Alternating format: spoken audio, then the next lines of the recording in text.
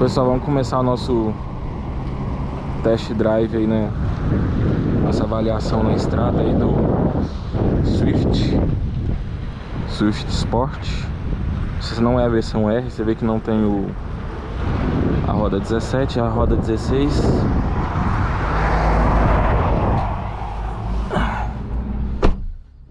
E vamos lá.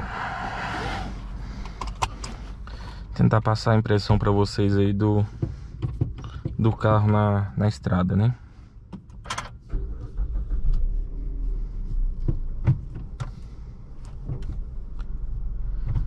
Vou ver se eu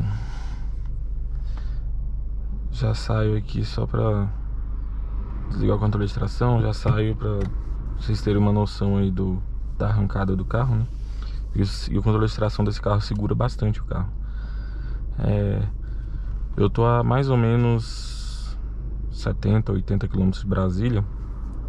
Eu vim de lá pra cá andando na faixa de 120, 130, com o ar-condicionado ligado o tempo todo. E o consumo dele é isso aí, ó. Não sei se vocês conseguem ver, 17,6. Andando bem à vontade. Eu vou sair arrancando aqui pra vocês terem uma...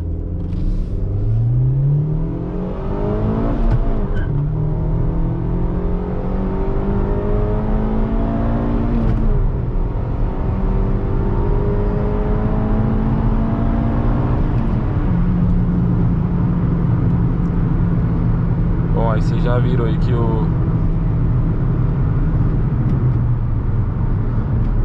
carro é bem espertinho, né? Bem espertinho. O carro é bem gostosinho de dirigir. Também era de se esperar, né? As pessoas às vezes têm mania de julgar o carro, se ele é esportivo ou não, pela potência, né? Carro, esse aqui em específico, tem só 140 cavalos, mas é muito errado você julgar carro esportivo por potência, porque dependendo do peso do carro, que é o que mais influencia, você acaba desvalorizando os maiores méritos de qualidades, né? Maiores qualidades do carro esportivo, que no caso é a suspensão, né?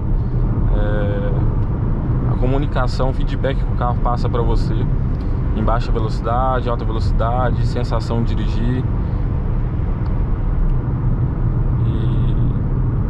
E esses são os maiores méritos aqui do Swift, né? É um carro que é uma delícia de dirigir. Carro que, se você analisar por números, você não vai se impressionar, apesar de ter aí 142 cavalos no motorzinho 1.6 aspirado, né? É carro que não chama a atenção da maioria. E sei lá, eu acho que é um pouco...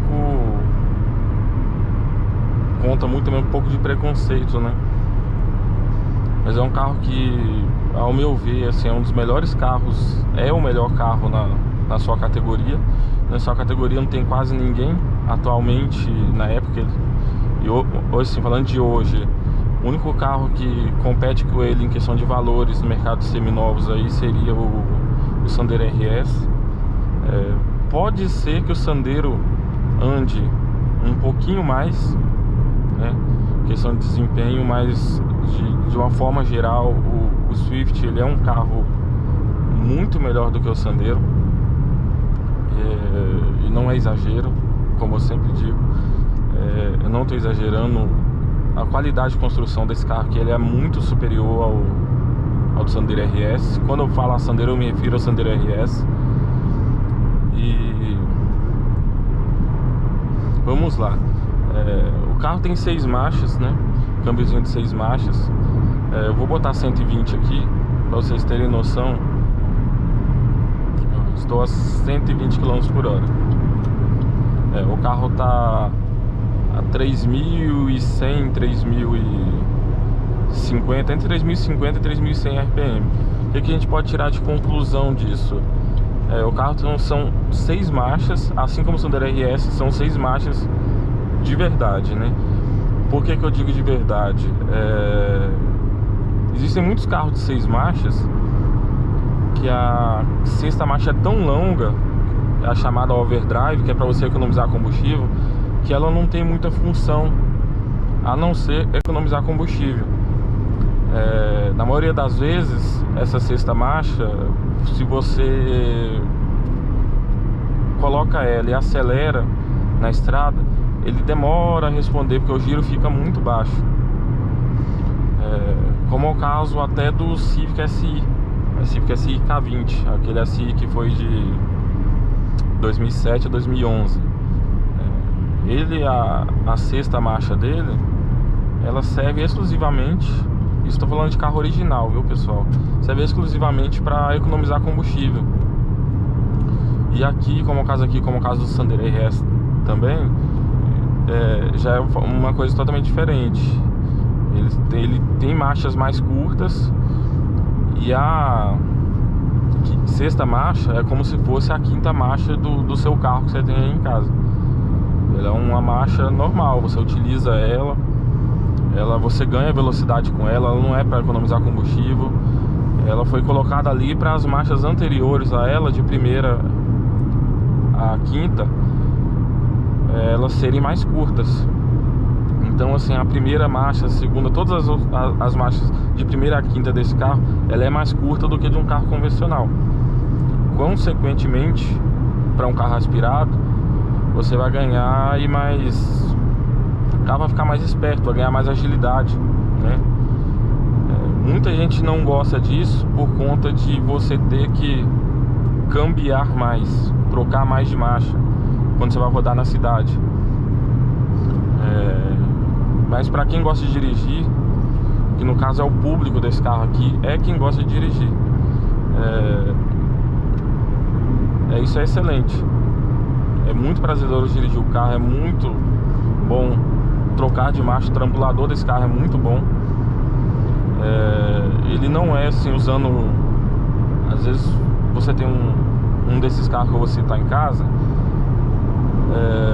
mas é pra você como ter referência. Esse carro foi vendido pouquíssimo, então vai acontecer de muita gente nem ver esse carro na rua. Mas o trambulador desse carro, ele é pior do que os da Volks, né? Os da Volks também é referência. Ele é pior do que o da Volks, mas ele é melhor do que... Se você tiver um Fiat, ele é muito melhor do que o seu Fiat que você tem em casa. Se você tiver um Volkswagen, vai ser pior, como eu já falei. Mas se você tiver um Ford, ele é muito melhor. Se você tiver um GM, ele é muito melhor. Então, assim, é um carro muito bom. Pra mim só fica atrás da Volks, e fica ali pau a pau aí. Fica em parte de igualdade aí com os câmbios da Honda, né? Bom, vamos lá, de desempenho. O carro anda bem? Sim, o carro anda bem, desde que você não crie muita expectativa. Esse daqui, como eu falei, apesar dele não ser um carro potente, ele é um carro esportivo. Por que ele é um carro esportivo? O que ele não anda, o que ele não ganha em ganhos de velocidade, ele ganha em contorno de curva, em estabilidade. Que isso é um dos principais fatores de um carro esportivo, né? As principais qualidades, e pra mim é a principal. Pra mim não adianta nada o carro ser um canhão de reta e não conseguir contornar a curva bem. E esse carro aqui, ele é, pra mim, assim, um dos melhores carros que eu já dirigi pra contornar a curva. É carro que você pode entrar do jeito que você quiser e apontar que ele vai, ele apoia e vai. Recentemente agora eu fiz a avaliação do Onix Plus, falei que a suspensão dele é um pouco dura.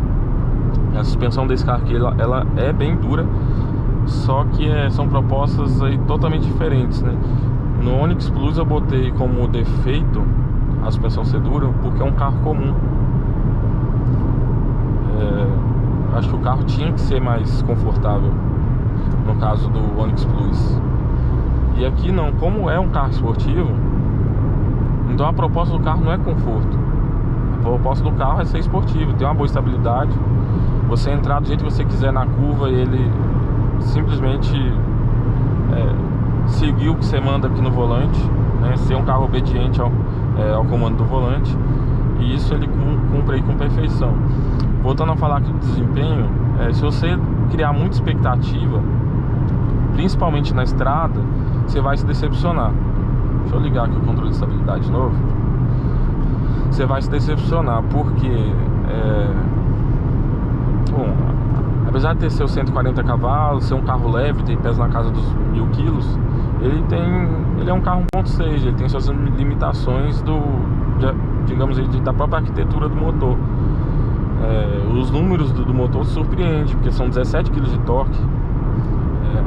Torque aí que há 10 anos atrás era torque de carro 2.0. A potência é carro até melhor que muito carro 2.0 hoje. Então, mas em sensação de ganhar velocidade, a pessoa pode se decepcionar um pouco. Mas é um carro que ele anda muito bem. Você consegue chegar em altas velocidades aí com certa facilidade, tá? E retomadas de velocidade não é muito diferente dos carros 1.6 de hoje. Eu cheguei a comparar esse carro com o March 1.6 e com o HB20 1.6. Esse carro ele anda mais, mas não é muita coisa, entendeu? Digamos aí que num 0 a 160 esse carro abre uns 3 carros para um HB20 ou para um March, que eles têm desempenho muito parecidos, né? Então para esses carros assim ele abre aí uns 3 carros. Então tem muita gente que olha, às vezes fala assim, tem 20, 30 cavalos a mais que tal carro, vai andar muito mais, mas não é bem assim, né? Estabilidade do carro é simplesmente fenomenal, é incrível a estabilidade desse carro. Existem alguns carros que às vezes eu pego, que eu vou pra estrada, que eu às vezes coloco no piloto automático, e quando ele entra, o piloto automático, às vezes ele tá mantendo a velocidade, coisa que às vezes quando você tá dirigindo no pé, sem piloto automático, você tira o pé antes de entrar na curva, e quando o carro apoia, você vai acelerando. Então quando o piloto automático está ligado, ele simplesmente entra na curva de uma forma diferente de quando você vai entrar com você mesmo dirigindo, né? Com você mesmo com o pé no acelerador. Opa, acho que tá tendo uma blitz aqui. Só um momentinho, gente.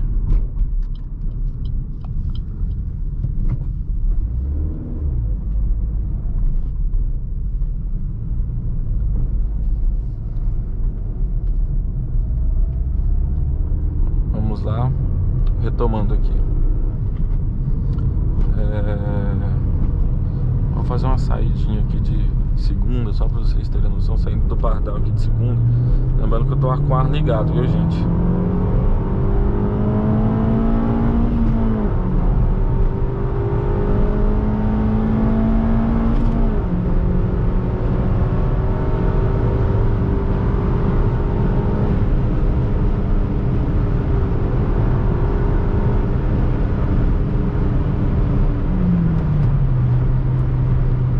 Pessoal, o carro é simplesmente insano. Eu tava brincando, conversando com o ex-dono desse carro, dono que já é praticamente ex-dono, né, dá pra dizer assim. Esse carro aqui é basicamente um Civic VTI moderno, né? É um carro que gira mais de 7.000, ele corta ali com uns 7.200 RPM mais ou menos.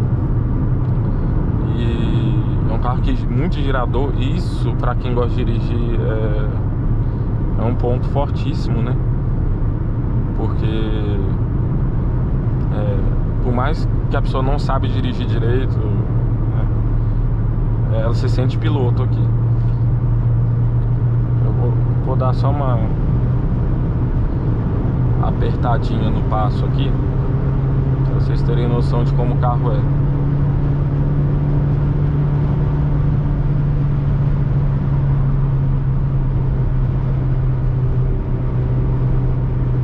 Ó, eu tô de quinta aqui, de sexta na verdade, né? 140, 150. Tô na subida, mas você vê, o carro mantém a velocidade, ele não perde velocidade. E aí isso é muito legal, porque a quinta desse carro, a sexta desse carro, perdão, ela responde, né? Eu não gosto quando a sexta marcha é um overdrive, porque literalmente você perde. Pra quem gosta de dirigir esportivamente, você perde a sexta marcha. Você só continua com um carro de 5 marchas normal, porque a quinta não serve pra nada. Esse aqui, se você for colocando marcha a marcha até o limite, quando entrar a sexta marcha, ela vai empurrar igual quando você colocou a quinta, igual quando você colocou a quarta, entendeu? Isso é legal demais. Você vê, eu tô a 150 com o pé embaixo, fazendo curva. O carro contorna demais, demais, demais, demais.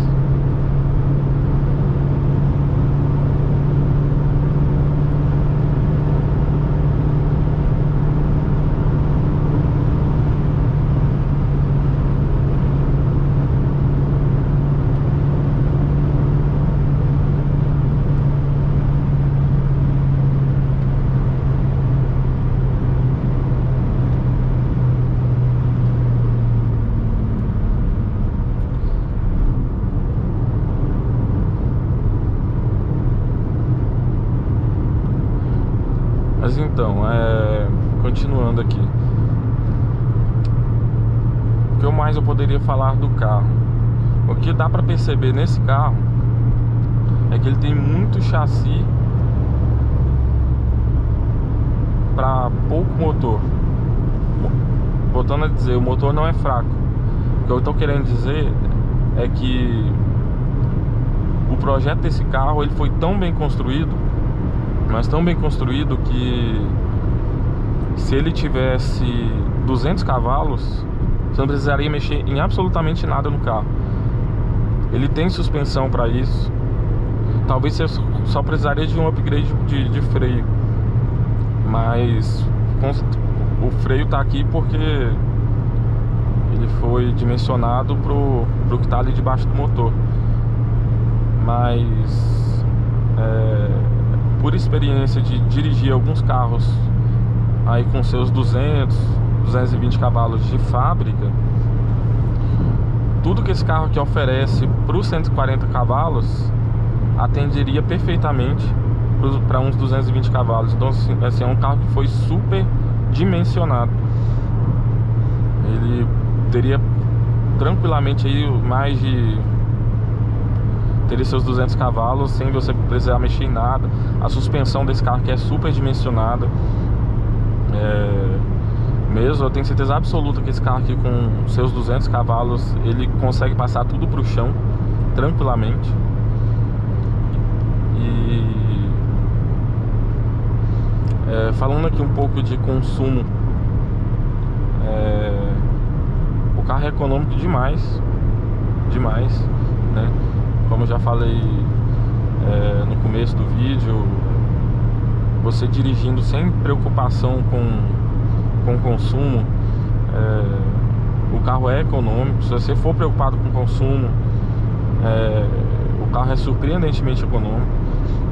Não é difícil você fazer médias de 17, 18 km por litro na estrada, não é difícil. Se você quiser dirigir de forma econômica, andando a 100, 110, o carro ele faz tranquilamente aí mais de 18 km por litro. Eu não sei se o computador de bordo é confiável, né? Eu tô com o carro há quase 5 dias, né? E rodando todos os dias, eu não consegui acabar com o tanque de combustível. E eu rodei muito mesmo, bastante. Uma média de 100 km por dia. Não consegui acabar com o tanque. Mas assim, um dos defeitos que eu acho que eu poderia apontar como defeito é o tamanho do tanque de combustível, que é muito pequeno, né?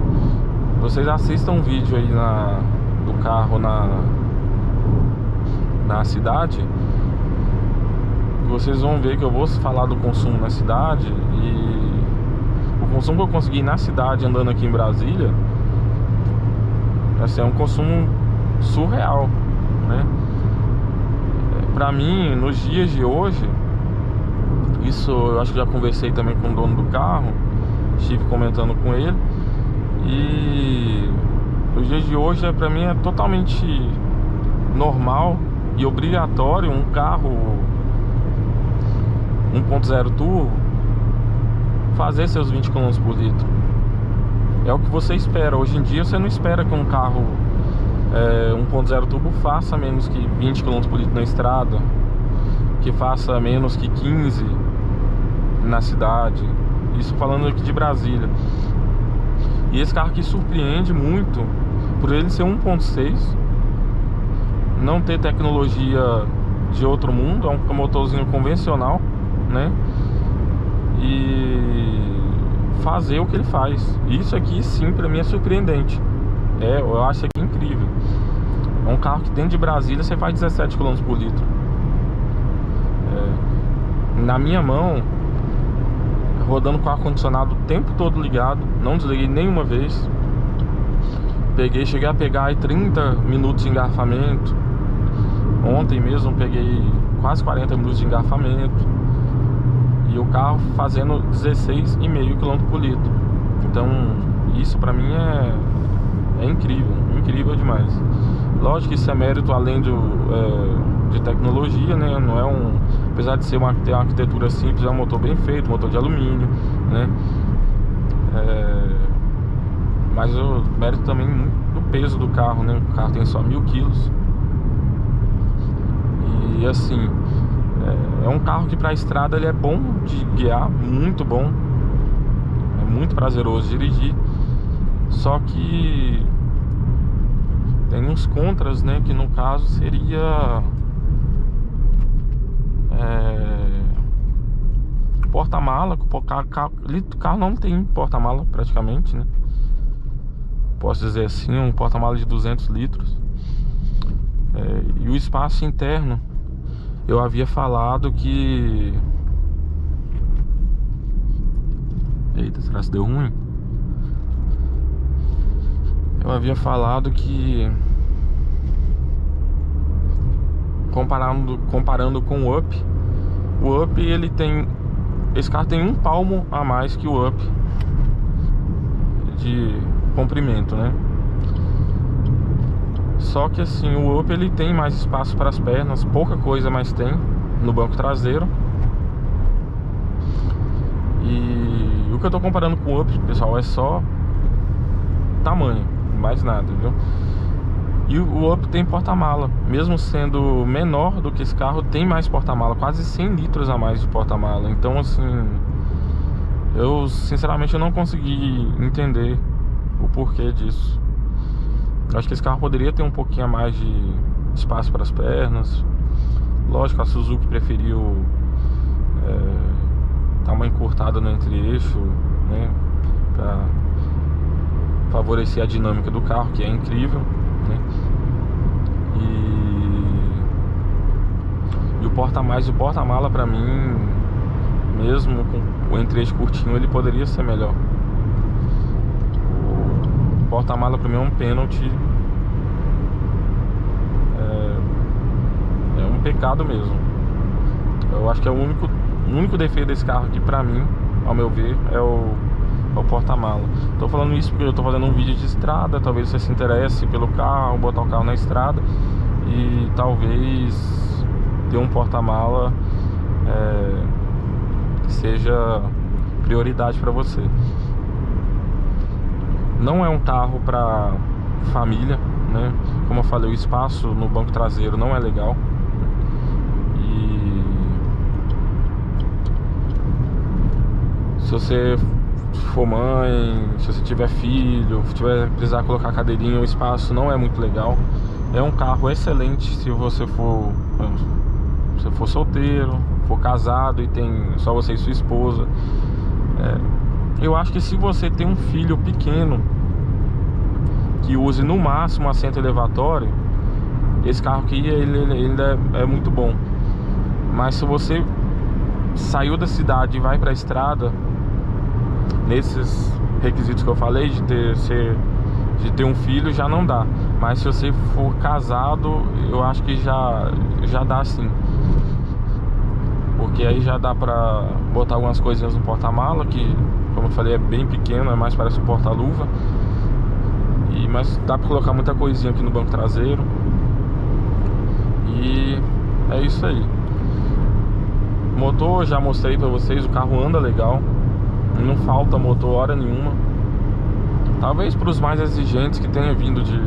Se você já dirigiu um carro turbo, pode ser que você sinta falta de motor, mas vai ser por pura sensação, tá? Porque esse carro aqui, ele anda como, por exemplo, vamos botar aí dos carrinhos turbo mais barato que o Up TSI é referência de desempenho hoje. Up TSI são carros que andam muito bem. É um carro que anda muito bem, né? Esse carro aqui, ele anda junto, ele não anda atrás, não. Então, assim, às vezes, pelo fato de você não sentir aquela entrega de torque do carro turbo, a gente tem a sensação de que o carro anda menos. Mas não, esse carro aqui, ele anda até um pouquinho mais do que o Up TSI. E é um carro, assim, que a pessoa tem que ter muito feeling para tirar tudo que ele tem para oferecer. O que eu quero dizer com isso? Que a pessoa tem que ter muito conhecimento do carro, né, para tirar tudo do motor. Porque você pode ver que eu tô com a impressão toda hora aqui que eu tô em quinta ou quarta marcha, mas eu tô em sexta. Tô sentindo, tava ouvindo um pouquinho o barulho do motor aqui, e eu tô com a sensação de estar em quarta marcha. E você tem noção de como a sexta marcha é relativamente curta, né? E voltando a falar aqui do motor, como eu havia falado, que a pessoa tem que ter o feeling do carro, ela tem que ter muita intimidade com o carro para tirar tudo que ele tem para oferecer. Porque esse aqui é o tipo de carro que, voltando a falar do Civic SI aqui, é o tipo do carro que é muito parecido com o Civic SI. Porque ele é um carro que você pode andar com muito carro até acima de 2.0, dependendo de onde você estiver andando. Se for numa serra com bastante curvinha, você vai andar com carros aí de 200 cavalos tranquilamente, se você souber tocar esse carro aqui na curva. Em linha reta é um carro que você consegue andar com carros 2.0 ou até mais um pouquinho tranquilamente. Mas ao mesmo tempo, se a pessoa não tiver intimidade, não souber, não conhecer a curva de potência do carro, a curva de torque, saber ao momento certo de trocar marcha, é um carro que você pode passar aperto aí até para carro às vezes 1.3, 1.4, entendeu? Então, assim, é um carro que... Por que eu comparei com o Civic SI? Porque o Civic SI é um carro que eu cansei de ver vídeos aí de carro tomando sufoco, de carro 2.0 normal, né? Às vezes até um pouquinho menos, 1.8. Mas ao mesmo tempo você vê gente que sabe tocar o carro, que anda mais do que anda junto com um Jetta TSI. É isso que eu tô falando, é os dois extremos. Ou a pessoa vai passar vergonha, ou a pessoa vai se orgulhar do desempenho do carro. Então é um carro que você tem que ir conhecendo para você ir conseguindo tirar tudo do carro. O que eu posso falar do carro na estrada basicamente é isso mesmo, pessoal. Estabilidade incrível, o desempenho não falta. Se você vê o carro como um carro 1.6, desempenho não vai faltar. Isso que é o mais importante. Você tem que reconhecer o que você tem na mão também. Se você saber, poxa, é um carro 1.6, você vai ficar entusiasmado você vai ficar animado com o desempenho. Mas se você olhar com olhos de estou falando em linha reta, né? É um carro esportivo, vai andar muito, você pode criar expectativa demais. Esse carro ele não vai te ganhar por números, por desempenho, por arrancada, por aceleração, mas ele vai te ganhar por questão de sentimento, sabe? A atmosfera que ele cria aqui de sensações que você sente quando você está guiando ele, você se sente piloto aqui dentro. Então é um carro que eu garanto aí que a pessoa vai ser muito feliz. A suspensão do carro na estrada, isso eu não comentei, ela é confortável, tá? Ela incomoda um pouco dependendo de onde você morar na cidade, porque ela é uma suspensão muito firme. Ela tem um bump e rebump muito bom, excelente, é um dos melhores que eu já dirigi. O que seria o bump e rebump que eu falo em todo vídeo? O bump é quando o amortecedor comprime, desde a posição normal dele, ele comprime até chegar no final do curso dele. E o rebump é o retorno do amortecedor. Eu critiquei isso no Onix Plus, porque, por exemplo, o bump e rebump quando você está em linha reta... Bom, pessoal, vou terminar aqui o vídeo pelo celular, que a GoPro descarregou. E eu estava falando aquela hora sobre o bump e o rebump, né? Que o bump é o momento em que o amortecedor comprime, e o rebump é o retorno do amortecedor para a posição dele, né? E eu tinha reclamado disso no Onix Plus, que quando você vai fazer uma curva e você pega um desnível na curva, o carro desbalanceia inteiro. Corre risco de você perder o controle do carro. E o que eu estava falando da suspensão desse carro aqui é que isso não acontece. Ele é um carro muito bem pensado em todos os pontos, entendeu? Um carro que você pode fazer curva tranquilamente, seguramente, do jeito que você quiser. Se você pegar desnível, você vai seguir sua trajetória tranquilamente, entendeu? E basicamente é isso. E finalizando aqui, falando mais assim, questão de conforto, né? Na estrada, apesar de já estar dentro de Brasília, a bem de chegar, mas é que o ar-condicionado na estrada funciona bom demais. Você consegue viajar tranquilamente de olhos fechados aí, na posição 1, tranquilamente. Não precisa de mais que isso. Às vezes ainda fica frio, e olha que hoje está um dia quente. Então, assim, tudo no carro funciona muito bem na estrada. Aí vocês fiquem de olho aí, que eu vou, logo mais vai sair também não sei qual vai ser a ordem, mas vai sair também um vídeo na cidade. Até mais, se inscrevam no canal aí pra não perder os outros vídeos.